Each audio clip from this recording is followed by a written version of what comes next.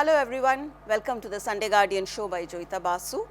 I'm back on YouTube after a long time, and today I have a special guest for my show. He is Cliff Smith, Washington Project Director for Middle East Forum. He is specializing on Islamism and especially on the subcontinent. He has been talking about Bangladesh, and this is Cliff's second visit to India this year. So Cliff, welcome to my show. Thank you. And how are you? How has your Indian experience been? It's been a lot of fun. Last time I came here and I visited Udaipur and Delhi and Srinagar, and I really enjoyed my trip. I'm very lucky to have been able to come back in a relative short amount of time. And again, this time I've been almost exclusively in Delhi, just talking to different think tanks and people in the government about the issues that of mutual concern to America and India and my organization and theirs. And it's been a great experience getting to know more Indian policymakers and thinkers and to discuss areas of mutual concern. You have been talking about and you've been following the Bangladesh situation pretty closely, especially the radicalization that is taking place. What is your view of what is going on in Bangladesh, the US response to Bangladesh, and how it can actually impact India's security? Well, you know, Bangladesh is a relatively young democracy that's struggling to find its footing, and it's always difficult to find your way through potential trip-ups to that. And I think, unfortunately, the views of my government in recent years have been focused on perhaps some of the wrong threats. The Hasina government has made mistakes and is not perfect, but at the end of the day, it is a government that I think has provided stability and has provided for some amount of human rights and a secular government, while some of the opposition, not all of it, but some of it, by especially Jamaat-e-Islami, which has long been basically opponent of even the existence of Bangladesh. They were involved in the 1971 genocide during Bangladesh's War of Independence. The concerns about their interests and their goals have not been taken into proper consideration. The Biden administration, for example, has restricted visas for people that they deem as not supporting the democratic process. What this functionally means is sanctioning people for not allowing the Jamaat-e-Islami organization to contest elections. Now, there is a long time universal understanding among political scientists and thinkers about government that there is a bright line between parties that peacefully participate in the democratic process and ones that don't. In the case of Jamaat-e-Islami, they were part of the Bengali genocide in 1971, like I mentioned. In the 2014 election, Islami Chhatra Shibir, their student wing, was, according to many analysts, one of the most violent non-state actors on the planet. They burned Hindu villages, they attacked Christians, they attacked Buddhists, they attacked Muslims that didn't agree with their interpretation of Islam, in order to try to keep and maintain power, or gain and maintain power. This is not a party that ought to be allowed to participate in elections, certainly not without acknowledging this past and not without moderating. Unfortunately, Jamaat-e-Islami, is a transnational organization. As you know, they have branches in India, in Pakistan, in Bangladesh, even in Europe and the United States. And the narrative you're getting from their wings in the United States is essentially that, oh, look, we're this poor beleaguered minority, we're being attacked by the Hasina government, how unfair this is. I have never forgotten, in the last election, there was an NGO speaker at this NGO event that criticized the Bangladeshi government for not allowing the Jamaat party, as he put it, to participate in the election.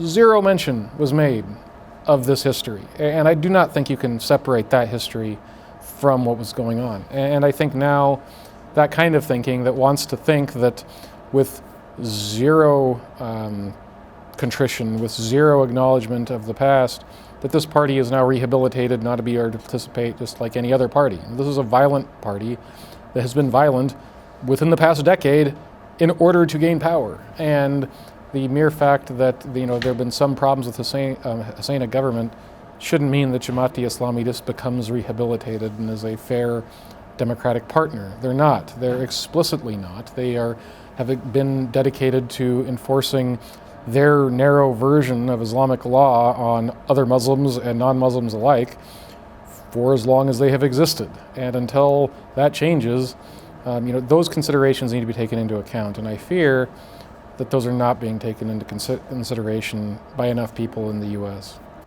So, prior to this program, you were talking about the U.S. as a problem understanding, lack of understanding of what Islamism is about. Sure. You think it is stemming from there? I think that's part of it. I don't think it's Jamaat-e-Islami, and their franchises in the U.S. Alone.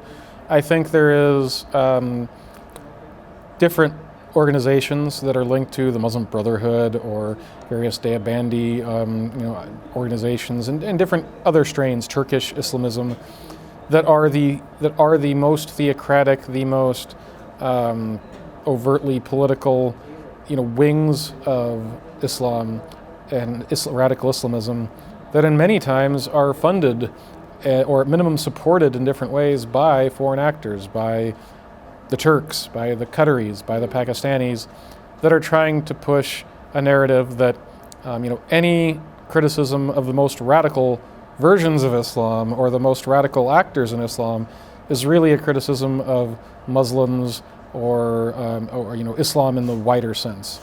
I don't think that's true. They throw around the term Islamophobia a lot, and not only do these groups, but so does now Turkey and Pakistan. What's even funnier to me is that recently China has started throwing around the Islamophobia accusation at the U.S. By any rational definition, given what is happening to the Uyghurs, China should be considered the most Islamophobic country in the planet. Yet they are also making this charge against the U.S. and other countries, which shows you this isn't about substance. This isn't really about persecuting Muslims. It's about a political agenda and using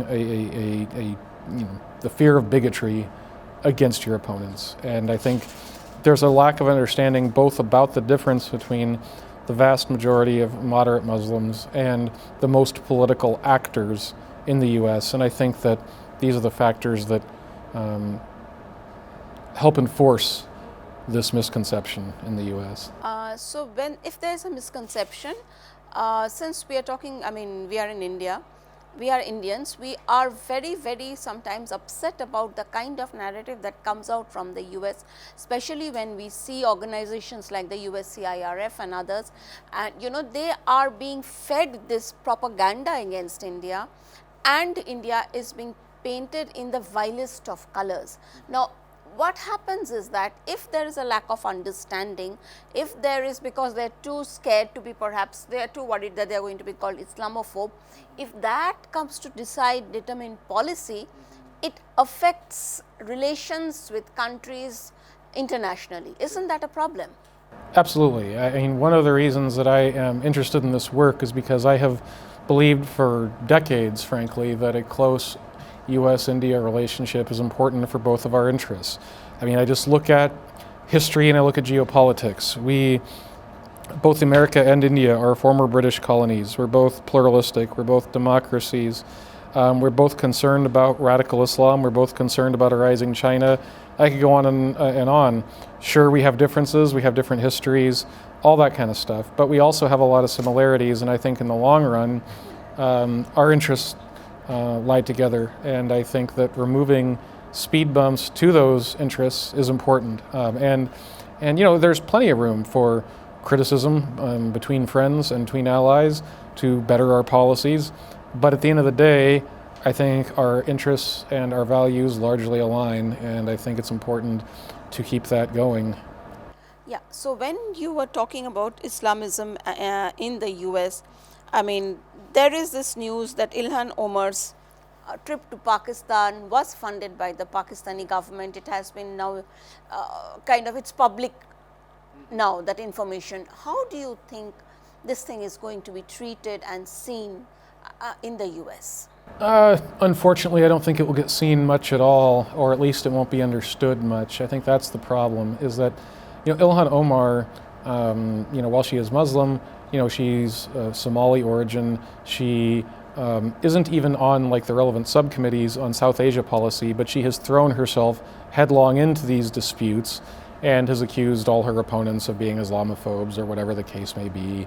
And the fact that it's quite clear, she flies to Azad Kashmir, the Pakistani side of Kashmir, and, decries India, that creates problems for the US-India relationship. And the fact that she was funded by the Pakistani government to fly there, to go there shouldn't surprise anyone. I mean, if you'd seen the stances she'd taken, the friends that she'd made, she has been very close with the Islamic Circle of North America, which is headed by a Pakistani American doctor that used to be the leader of the Jamaat student wing in Pakistan. So, it's not like it was hard to figure out. We just now recently, I believe today, had it confirmed that it is indeed true that the Pakistani government funded the trip.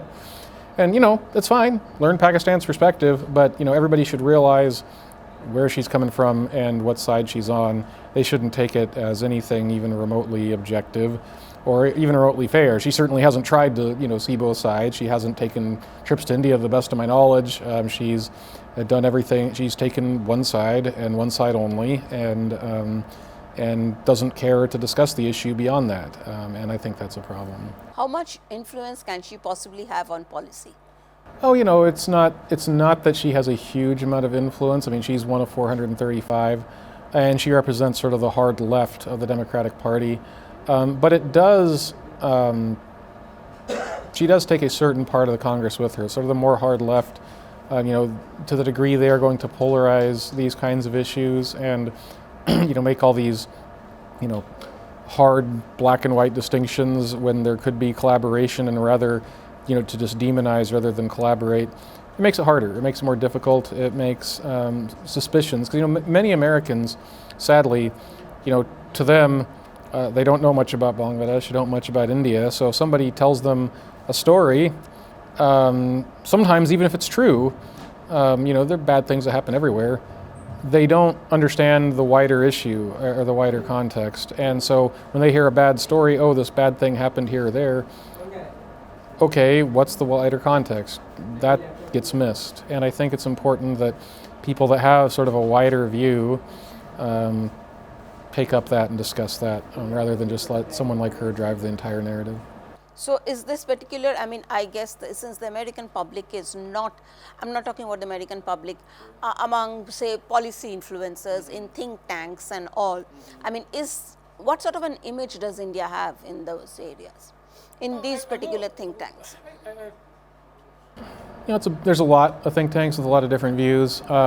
I would say that in general, I think that there is a understanding among both Republicans and Democrats, various think tanks around town, that sort of what I said, that the U.S. and Indian interests in being a counterweight to a rising China, being concerned about radical Islam, is in our long term both, these issues are in common, and we ought to collaborate on economic matters, on security matters, on geopolitical matters. And I don't think she represents the mainstream. I do think that her kind of extreme, frankly not truthful version of events makes it harder to make these things happen, because it does create a constituency that doesn't see the bigger picture and only sees it in a very narrow, distorted lens. Okay. So there is hope that these people will not be able to influence policy that much, if at all. I don't think they will change its direction ultimately. I do think they make it more difficult and more, will slow the process down at a time where we need to be working together more closely as countries, because our interests concerning China, concerning radical Islam, largely intersect. And I think that that over time will win the day. Thank you. Thank you, Cliff, for appearing on this show. Do come back to India again. I hope so. Thank you.